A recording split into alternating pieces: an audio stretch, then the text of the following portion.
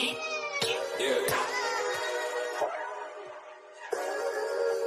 We really boxing. Who wanted the baddest? Let's see. Oh, we boxing? Yeah, we boxing. I need that belt like it ain't no other option. So we punching and weaving and blocking. Defeat ain't an option. Let them know. Shoot a video. Put it on BVO. Let them know. Every time I punch, it's a heavy blow. BVO. Bound to hit like bricks cause it was set in stone. Let them know. I ain't getting body, but I'ma hit this flow. Yeah, way more than a show. This is BVO. This how it's finna go. I'ma throw some jabs. Make them think my punch is weaker than I hook his ass. This the ring, not the kitchen, but I'ma cook his ass. Me and him, that's the pro versus the rookie class. All my life I had to fight, but I still love it. Me and BVO got moves that you can't steal from us. And these haters be throwing shots, but I don't feel nothing. I ain't gonna lie, shit, they alright, but we a little rougher. Step up for the title and face your rival, this ain't no little tussle. Bet I be no bird, being chicken to get your feathers ruffled. Footwork, I'm dancing around my opponent like the Cupid shuffle. Good work, bodies hit the flow, they can't move a muscle. The upside is we ain't in the streets, shooting and shooting up. Catch me in the ring, sticking, moving and suited up. I know everybody can eat, but I ain't full enough. Oh, you said it's smoking some beef? I guess I'm pulling up. Oh, we boxing? Yeah, we boxing. I need that belt like it ain't no other option. So we punching and weaving and blocking. Defeat ain't an option. Let them know. Shoot a video. Put it on BVO. Let them know. Every time I punch, it's a heavy blow. BVO. Bound to hit like bricks cause it was set in stone. Let them know. I ain't getting body, but I'ma hit this flow. Yeah, way more than a show. This is BVO.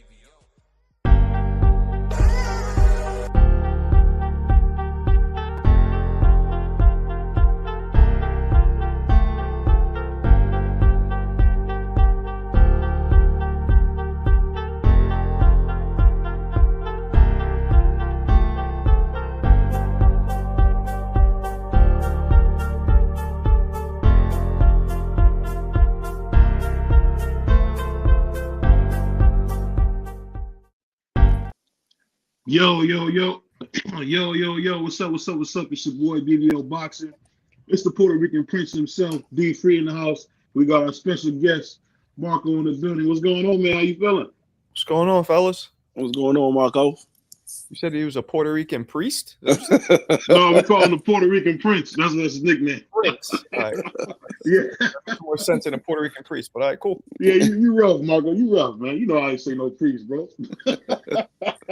What's How going you on? doing, man? I'm all right, man. A little sick, got a cold. I'm gonna feel all drowsy, but other than that, I'm all right. So I got a couple questions I wanted to ask you, man. So what got you into boxing? I grew up in Hell's Kitchen, Manhattan, New York City. Where are you guys from? Each of you, by the way. I'm from DC. I'm from Cleveland. Cleveland. Okay. Yeah. Right. All right. So I'm asking if you were from New York or the area, you might know might have had a little background to what Hell's Kitchen was like, but obviously you're not from there. But it was a rough neighborhood back in the day. And so I started boxing out of like necessity. And my neighborhood was mostly like Black and Puerto Rican. So being one of the few white boys there, they would test you even more. So I just had to know kind of how to use these. So that's kind of what got me into it. And my father liked watching boxing at the time. Okay. Yeah. So, being from Hell's Kitchen, that's so far from the city, man. How did you have to get on the train or the ferry? How did you usually get to the other boroughs, man? So it's actually in the city. Oh, okay. Hell's Kitchen is dead in Midtown. I'm like a 2-minute walk from Times Square. So it's in Manhattan, New York City. Okay. I'm thinking about It's all good. Yeah, no, it's dead in the center of Midtown, Manhattan. So I want to ask you, man. So what do you think about the current landscape of boxing that you're seeing now? We got Abdul Wahid, we got Devin Haney, we got a bunch of young guys. Do you think these guys will ever fight, or how do you see boxing now right now? I mean, I don't know much about Abdul Wahid. I was thinking Abdullah. What's the other guy's name? Abdullah Mason. Abdullah Mason. I was thinking that for a second. I'm still not used to calling Tank Abdul Wahid. Like, why should bring up Abdullah Mason in the same breath as he needs some more time. Yeah. I don't know if they're gonna fight or not. I know that we're dealing with a lot of A-side, B-side bullcrap, which is preventing a lot of fights. And either we won't get them or we're gonna get them when it's too late, when they're too old. When the anticipation isn't there. So the reason I bring that up is because you always hear a lot of boxing fans talk about the Four Kings, and I think they got that name very prematurely because I don't think they necessarily earned it. But I'm just wondering, do you think from what we see, because I always tell Frigas, I think it's kind of a cesspool that we kind of don't realize that boxing has kind of went backwards a little bit because the guys are not active. Would you agree with that? I mean, yeah, they're active. They're just not. Some of them are active. They're just not active against who we want to see them be active against. You know what I mean? Mm-hmm. There's a lot of There's no reason. I call them the five horsemen. Better than kings because what you said, they're not kings just yet. For But I sure. think the five horsemen, who I include Matthias in that five, they need to fight each other, but they're not, and they're not even talking about fighting each other.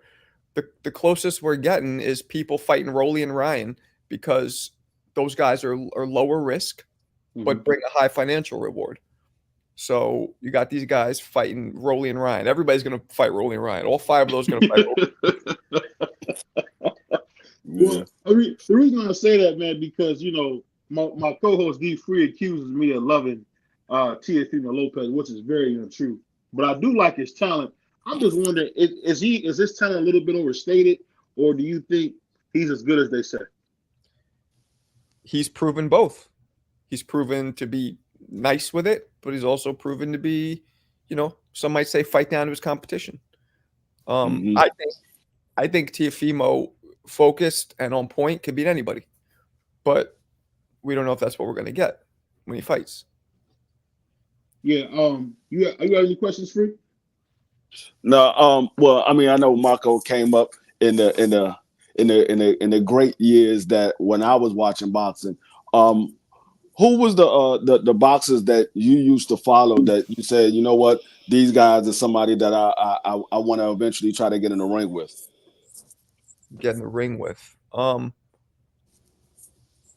don't know about getting in the ring with. When I was fighting, it was like Jeff Lacey and Chad Dawson and those guys. But I was more like, my pro career was very short. For me, it was more like I sparred a lot of people. But I was very on and off with my pro career, so I wasn't really thinking that. But those are guys I'd want to, Joe Calsacchi. There's guys I wanted to get in there with to work with. I used to spar with Hector Camacho Jr., his son. So yeah, there was a whole bunch, but I mean Roy Jones. Like, I'd still get in there. I'm cool with Roy, and I would still get in there with Roy. Like, just. Not saying I'm going to whoop his ass, just saying like it'd be an honor. You know what I mean? So when you see Roy live and in living color, man, young, was it intimidating to see all that talent? Because I don't think there's been a guy other than Muhammad Ali that's been more physically gifted than Roy. So what was it like seeing that in his time? I mean, he's the greatest fighter I've ever seen. I think he's the greatest fighter that ever lived in his prime. Everybody has different criteria for what their greatest is. And that's the problem when people get in debates or whatever. You have to, when you get in a debate, you have to outline off the jump what your criteria is. Some people look at the whole career. Some people look at, like Ali, impact outside the ring. I just look at their primes and what they did in the ring only. And Roy was just, Roy was like a Ferrari racing against scooters. You know what I mean? Like, just visually, he was so far above and ahead of everybody with his skill that it was just, to this day, we've never seen anything like that. Because I always wondered this, and you can tell me if I'm wrong on this stuff, but I always wondered, did Roy stop respecting boxing because he was so good, like playing a whole game of basketball, trying to have 2 fights in one night? I wonder, did that, him being so physically gifted, did it kind of spoil him and make him maybe not respect it? So he didn't, last as long as he probably could have. Well, I don't think he had 2 fights in one night. I think you meant to say but no, a basketball game. I'm just saying, like, he just seemed like he was doing a lot, not 2 fights in one night, but playing basketball and then going into a fight. No, I don't think that's disrespecting the sport. Because he still performed at the highest level. Roy's one of those dudes that was just very full of energy. He had to be doing stuff at all times. Go, like Energizer Bunny. So no. So what do you think about this current Tyson Fury Usyk fight coming up? You excited about it, or what do you think? Yeah, I am. I thought that video was kind of weird. Like, I'm not a conspiracy theory kind of guy, but like that video looked a little. My theory, and it could have just been what it is, right? It could have been just what we saw, but my theory is Fury might have cut himself doing something because when you sign a contract, a lot of times you sign a contract not to partake in dangerous activities that could jeopardize a fight. So maybe got into a bar fight, or who knows? But maybe something happened, and that would have broken his contract. So he just want to make it seem like, oh, I got cut in sparring. But either way, though, I think Fury's gonna beat the crap out of him. Yeah. But let me another fight. I don't know if you've been seeing the press conference, man. I'm excited. I wasn't excited till I seen the press conference, but what you think about this whole Josh Taylor Catterall too, man? I mean, these guys are both goofballs. I didn't know Josh Taylor had such a personality, man, to talk to these press conferences. Yeah, I don't really follow Catterall. I don't know much about him. I know a little bit about Josh Taylor, so that fight to me it's not something I've really paid attention to fully. Yeah. I mean, it's happening a couple of years too late. I think Jack Catterall should have got the rematch sooner when Josh Taylor still had the titles, because a lot of people believe that he got cheated out of that victory. What are some of the other what would I say? Some of the other fights that you're looking forward to happening this year? Usyk Fury, Beterbiev, Bivol, Canelo, hopefully fighting Benavidez, which doesn't look like. I shouldn't even say it doesn't look like. We don't know what's happening. And then any of the five horsemen to fight each other. And I always like watching Inoue fight. He doesn't have anybody who's considered a real threat, but he's just one of those guys that's really fun to watch. Yeah. I like it. Go ahead. No, I was gonna say, I know you mentioned the Bivol and Beterbiev fight. How you see that fight planning out? That's a tough one.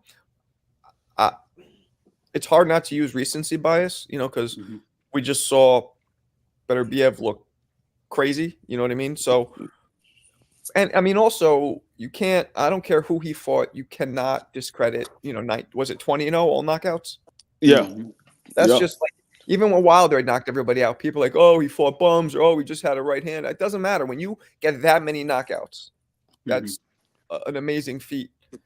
So, but I think Beterbiev beats him. Yeah. And I mean, I think he stops him, which would correlate to 100% of the time of what he does. So, yeah. I'll say the thing about Beterbiev, man, is I wonder, is he going to be too old? Because I'll say maybe just 2 years ago he looked unbeatable. I mean, and now, I know you've seen Anthony Yarde fight. He kind of showed that he is still human. So I'm just wondering, is this fight a little bit too late? Because Bivol did put on some performances that really shocked me, like beating Canelo. Well, I can't remember the one guy from Golden Boy. What was that guy's name? Zero. I can't do I can't think of his name. I'm sorry, man. But I'm just wondering, is he going to be too old? Because I wonder what they're trying to age him out. You think they were trying to age Beterbiev out? Was that the case in that fight? You think? I don't think so, but you never know. You never know what people's motives are, but I don't think so. He's old, but he's looking good. So, it might not play a factor in him for a few more years. But that's the problem. If he loses now, at any moment, people could just be like, well, he was old. Yeah. But if he keeps winning, we don't really hear about the age. Yeah, because one thing about boxing, you get old overnight. That's the one thing about boxing, man. Zoro Ramirez. That's what I was saying. Because when I seen Bivol beat him, I thought he was going to smash Bivol, and Bivol beat him like he stole something. So I was shocked about that. But let me ask you this: just switching things on boxing, do you see like the difference, like from how you came up to the fighters now? Is it that the guys are only money motivated and not so much motivated by being great? What do you think? Social media, I think, plays a big role, and it makes people not only money motivated, but motivated by clout. I hate that saying that word, but that's what I feel like. You know what I mean? That's what it's about. And also, you call somebody out on like Tank responds to everybody, right? Mm-hmm. And because when you're called out publicly in a forum of millions of people, of course you're going to be like, yeah, I'll fight you, send the contract. But then it doesn't happen. So I think a lot of it has to do with the social media really kind of stirring the pot and causing drama. Yeah, because when I look at Devin Haney and I look at Tio, it's kind of funny. I'm kind of worried about Tio because when I look at him, his mindset is on. Because one of the fights that makes me think about that is when he fought what's the guy he just fought? Dang, I'm Mr. Forgetful today. When he just fought Ortiz. Jermaine Ortiz. Jermaine Ortiz. And when he just fought Ortiz, he won, but you see he complained right away and made excuses compared to when I thought Devin lost to Loma. You know, he celebrated. So I'm just wondering, do you think that different mindset is going to be the greater of the two? For Tio, you mean? Yeah, for Tio and Devin, because I think they're the only ones that I've seen that seem to want to make big fights. I could be wrong about that, but they both seem to want to be great. They seem like the most, right? Tank and Shakur, you know. I don't know. Yeah, it could be the mind frame. But I don't know. I mean, Shakur's last fight was awfully boring. Yeah. And Tio's last fight was pretty boring. Devin's was exciting, and he brought a little power up into 140. And of course, Subriel Matias is always exciting. So I guess we'll see. Yeah, I'm not. You know, when I look at Matias, this is just me. I think Tio beats him easy because I know he'll come right to Tio, and I could see maybe Devin Haney giving him a boxing lesson. So I don't know what people see in Matias. I think he's very basic. I think he just haven't had a chance to fight the best. What do you think about it? You could be right, but you still can't discredit the 20 victories by knockout stoppage. You can't discredit that. But yeah, he hasn't been fully tested.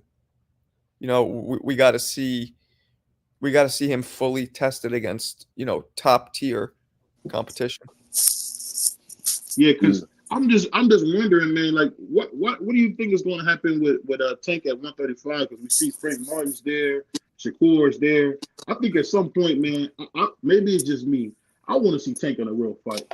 He's been on the flat-footed Mexican tour way too long, just for me. I don't know if you feel that same way, but he's going to always look spectacular if he's fighting guys that come right to him, and he don't have to chase him. I don't know about that. Him beating Santa Cruz and beating Barrios, those guys were ahead on the cards, and those were hard fights. Barrios was not coming right to him at all. Barrios was boxing him, keeping him at his range. Mm-hmm. I don't know why he's not fighting, one of the 4 or 5 that we talked about. I don't know. Mm-hmm. But to me, I would still have to lean towards Tank as being able to beat any of them. But Devin's right there. And Shakur's right there, and Tio's right there if he comes in sharp. So it's really, all of those guys could beat each other in any given night. So that's why it's so exciting, to hopefully see that soon. Do you think that saying is true that boxing 80% mental? Is that true? Yeah, 1,000%. Yeah, maybe even more than 80%. Mm-hmm. Why would you say that? You have to have a certain will and determination. You also have to think. You also, you have to be technical. You have to have a boxing IQ. You have to be emotionally intelligent. Like, you know what I mean? Like, anger is good to have, but it has to be controlled anger. Because anger and fear is good to have, but it has to be utilized the right way. So, if you don't understand, and also the psychology of your opponents.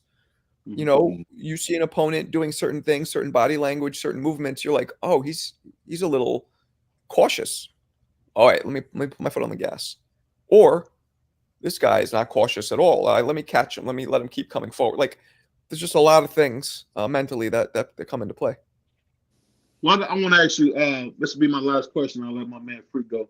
Now, you being from New York, I know more about East New York and Brownsville, East New York, Brooklyn, Queens. Do you think gentrification is good for New York?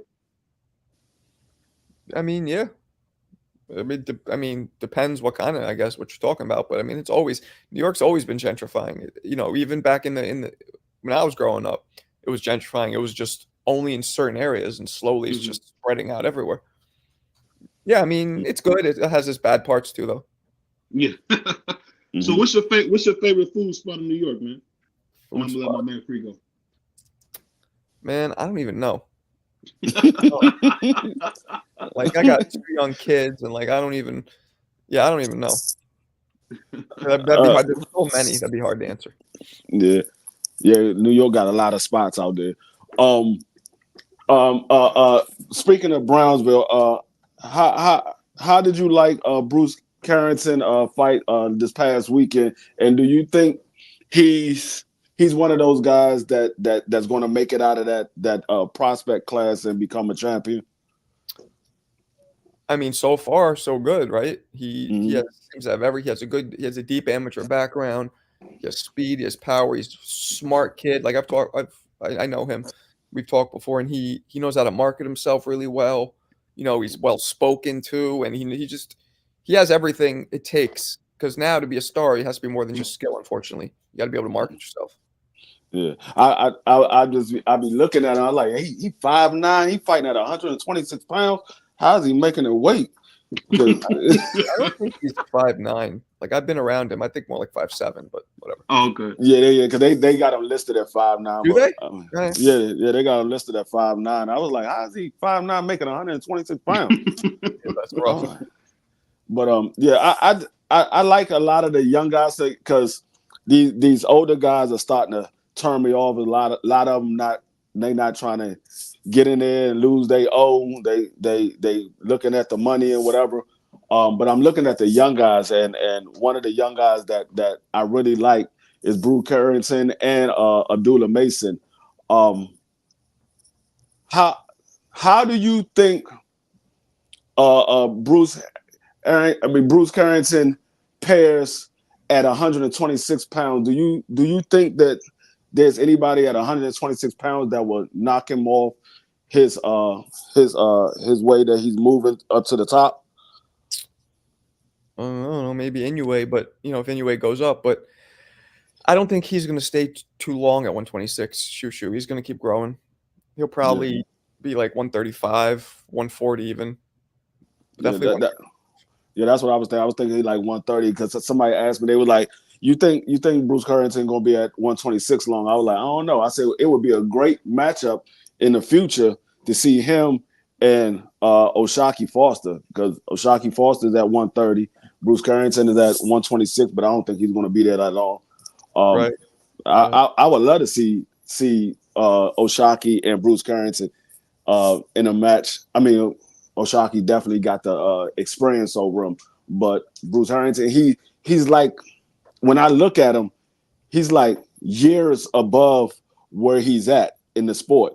It's like he's been in the sport for about 5 or 6 years earlier than what he's actually been in. So I look at him as a prospect because of the number of fights, but I don't really look at him as a prospect.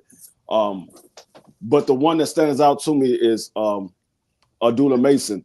Him being 19 years old, what do you see that from looking at him? What do you see that, is there any holes that you see that he needs to work on as him being 19?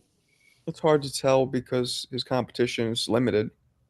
But no, everything so far looks good. Yeah. Hey, Marko, you're from Cleveland, right? Oh, is he? Yeah, he's from Cleveland. I didn't know that. That's cool. Greatest city in the world, man. You got to come out here, man. Never been. I've been to Akron before. Yeah. Never been to Cleveland. That's where LeBron's from. That's like 40 minutes away. Yeah. He's from Cleveland. Yeah, we got a doula. Go ahead. What you think? I mean, how you feel about David Benavidez fighting David Morrell if this Canelo? Well, according to Sampson, Canelo's team notified him that they're not fighting David Benavidez on May 4th. Do you think David Benavidez should pursue that David Morrell fight? No, because Benavidez is already established. He's already conquered 168, with the exception of Canelo. So I would just go to 75. And that's what I know David as well. And last I spoke with him and his pops, like that's what they're looking to do. They're going to go to 75 if Canelo doesn't come to fruition, because he's 6'3" almost. Benavidez making 168. Like he'll go up to 175 really easily and really naturally. Mm-hmm. So he would get out of the division without fighting Morrell? You think that would be good for him? Yeah, Morrell. It's like the same reason why Bud doesn't want to fight Boots. Mm-hmm. Same reason why Canelo kind of doesn't want to fight Crawford, but not because Morrell's had what 12 fights or something. How many fights has he had? He got 11. Whoa, yeah, he got 11. Yeah, Benavidez has had what 35? I mean, or whatever it is, 30. So, not saying that Dave Morrell it wouldn't be an exciting fight, but Benavidez needs to kind of build his legacy and make the best decisions for his career. And fighting a young upcoming lion is when there's other fighters like go up for a title at 75. That's a way better move. I just want to say, where can they find you, Marko? At Marko Boxing. It's Marko 3_ boxing. Again, Marko 3_ boxing at YouTube, Instagram, TikTok, all that stuff. Hey, Marko, before you go real quick, how long ago did you do that interview with Michael Moore? Like a week, 2 weeks ago. Okay, yeah, I saw it. I didn't know if it was an old video. I was like, I seen the, I saw the video. That was a great interview, man. Thank you, man. Yeah, he's an interesting dude. He is. Yeah, man. I used to love watching him. I used to watch him. You know, when I was coming up, he was one of my favorite fighters. Yeah, and it's sad how he's broke, and it just gives you an insight into how messed up boxing is.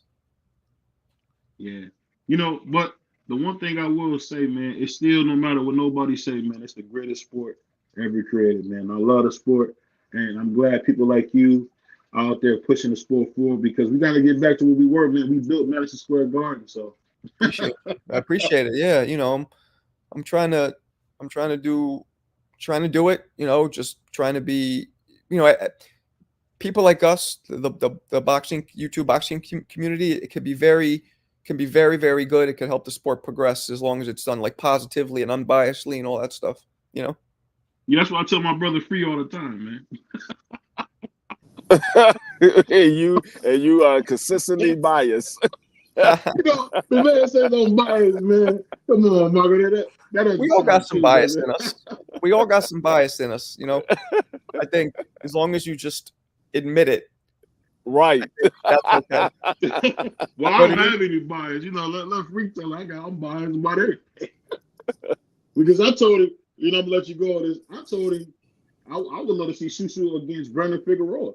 But I mean, I think Figueroa beat him like a drum, but it'd be a good fight. I don't think Figueroa has a lot more experience, right? Yeah, for sure. Because remember, he got robbed versus Cool Boy. You know, that was right.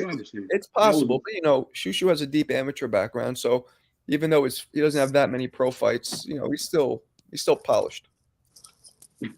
Yep. But I appreciate you again, man. Blessings, man. I appreciate you coming. Hope to have you again, man. Yeah, no, absolutely. Thanks for having me. And yeah, anytime you want, hit me up. We'll make it happen. All right, man. Take care, man. All right, my man. Peace. All right. I tell you what, Free, I like how you try to make it seem like I'm biased. I like how you did that. You are biased. But we're going to end this video. We probably come back, but we're going to end this video so we can put it up as an interview. It's your boy, BVO Boxing, CEO of Boxing Talk. Of course, I got my partner in crime, D Free, a.k.a. the Puerto Rican Prince, and we go. Peace. Peace.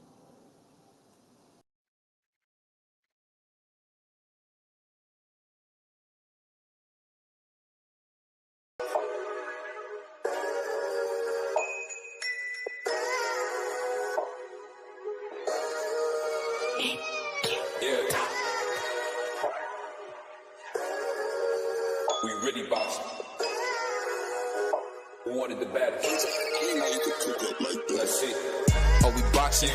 Yeah, we boxing. I need that belt like it ain't no other option. Ruption. So we punching and weaving and blocking, defeat ain't an option. Let them know, shoot a video, put it on BVO. Let them know, every time I punch, it's a heavy blow. BVO, bound to hit like bricks cause it was set in stone. Let them know, I ain't getting body, but I'ma hit this flow.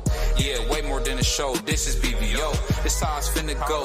I'ma throw some jabs, make them think my punch is weaker than I hook his ass. This the ring, not the kitchen, but I'ma cook his ass. Me and him, that's a pro versus the rookie class. All my life I had to fight, but I still love it. Me and BVO got moves that you can't steal from us.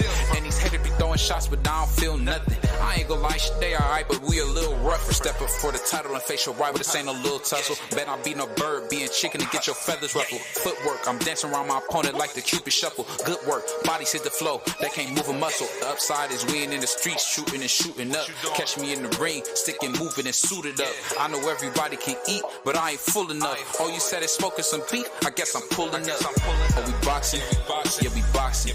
I need that belt like it ain't no other option. So we punching and weaving and blocking, defeat ain't an option. Let them know, shoot a video, put it on BVO. Let them know, every time I punch, it's a heavy blow. BVO, bound to hit like bricks cause it was set in stone. Let them know, I ain't getting body, but I'ma hit this flow. Yeah, way more than a show, this is